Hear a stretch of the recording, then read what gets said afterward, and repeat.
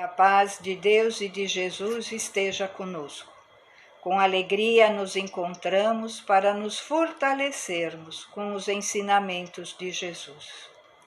Iniciamos o nosso encontro com a oração e sentindo a presença do nosso mentor espiritual, nosso anjo de guarda, esse amigo de todas as horas que nos acompanha nesta encarnação. Com ele, seguimos por uma estrada florida, sentindo o amparo da espiritualidade amiga e somos recebidos por Maria de Nazaré, a doce Mãe de Jesus, nossa benfeitora espiritual, que nos aconchega em seus braços, nos agasalha com seu amor, nos fortalece com seu manto, nos incentivando a continuarmos firmes nos ensinamentos de seu Filho Jesus. E é diante de Jesus que nos apresentamos agora, e ele nos recebe de braços abertos. E aí, diante dele, agradecemos o seu Evangelho, os seus ensinamentos, que é um roteiro que nos mostra o caminho para conhecermos a verdade que nos liberta, e pedimos a Jesus que leve a Deus nosso Pai os nossos agradecimentos pela vida, pela família, por esta encarnação, e que possamos louvar o Criador com a prece que Jesus nos ensinou no Sermão do Monte. E assim dizemos: Pai nosso que está no céu, santificado seja o teu nome. Venha a nós o teu reino, seja feita a tua vontade, assim na terra como no céu. O pão nosso de cada dia dá-nos hoje. Perdoa-nos as nossas dívidas, assim como perdoamos aos nossos devedores. Não nos deixeis cair em tentações e livra-nos de todo mal, que assim seja, graças a Deus. E amparados por esse ambiente de amor, de paz, vamos refletir na lição 140 com o título Para os Montes, do livro Caminho, Verdade e Vida, psicografia de Chico Xavier, cujo versículo da lição é a seguinte: Então, os que estiverem na Judéia, fujam para os montes. São palavras de Jesus e estão no Evangelho de Mateus, capítulo 24, versículo 16.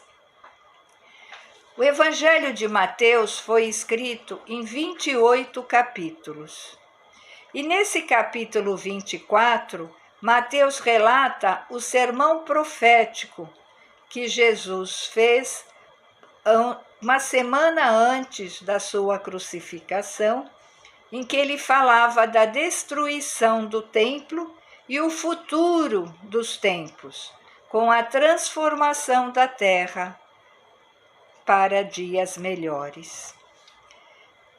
E referindo-se aos instantes dolorosos que assinalariam a renovação planetária, aconselhou o mestre aos que estivessem na Judéia procurar os montes. A advertência é profunda, porque pelo termo Judéia devemos tomar a região espiritual, de quantos, pelas aspirações íntimas, se aproximem do mestre para a suprema iluminação. Então, Emmanuel faz uma referência a essa Judéia, aquilo que a gente traz no nosso coração, como é que está o nosso mundo espiritual dentro de nós mesmos, né? E que aspirações que a gente tem para o futuro. E a atualidade da Terra é dos mais fortes quadros nesse gênero. Em todos os recantos estabelecem-se lutas e ruínas. Venenos mortíferos são inoculados pela política inconsciente nas massas populares. A Baixada está repleta de nevoeiros tremendos. Os lugares santos permanecem cheios de trevas abomináveis. Alguns homens caminham ao sinistro clarão de incêndios.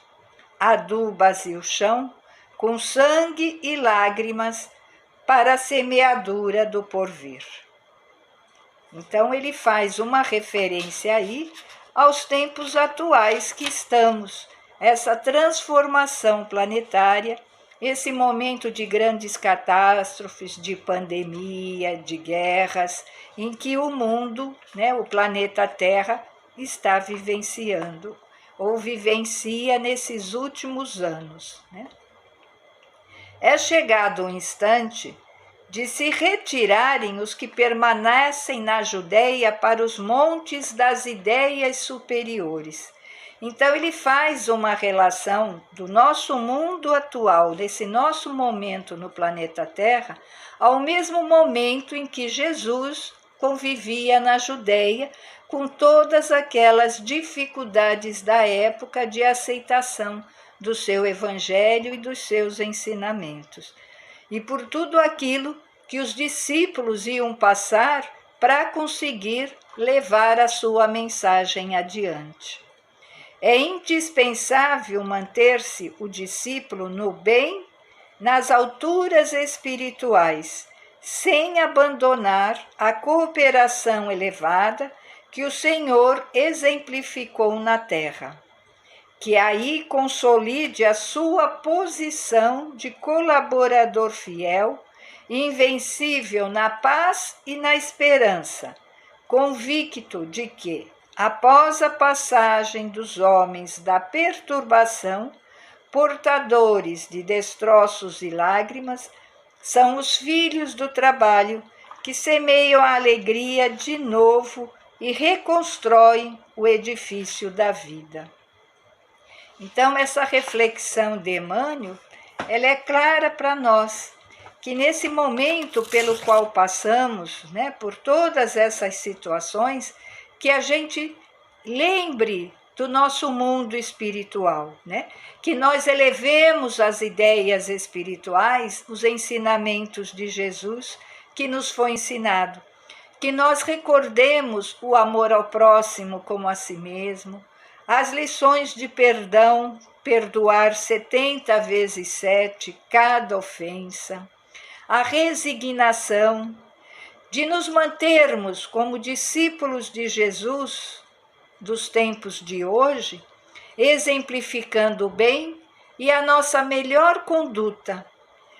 E através desses princípios, desses valores morais, nós vamos colaborar com o trabalho de paz e de esperança na terra, semeando com alegria. E aí, refletindo sobre a lição, lembrei-me de uma história que tem o título Como Consertar o Mundo. Então, era um professor que estava preparando a sua tese de doutorado em seu escritório.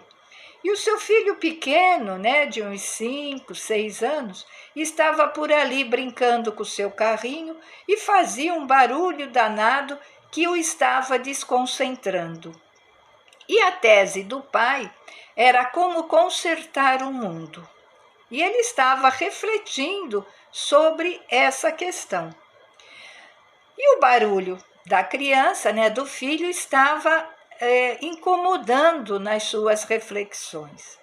Aí ele pegou uma figura do mapa-mundi, fez uns cortes e como um quebra-cabeça e colocou para o menino montar. E assim ele se distrairia e ele poderia continuar o seu trabalho. E o menino ficou ali entretido, começando a montar o seu quebra-cabeça, e de repente ele espalhou aqueles pedaços todos de papel e ficou intrigado, mas ficou lá montando. Chegou um momento que ele chamou o pai para ver que ele já havia montado. E o professor se admirou da rapidez com que o filho montou o quebra-cabeça. E ele pensou, no mínimo, montou tudo errado. Mas ficou surpreso quando ele viu que o trabalho estava completo e perfeito. E aí ele pergunta para o filho como é que ele conseguiu montar e tão rápido. E aí o menino explicou, pai, você me pediu para consertar o mundo, não foi?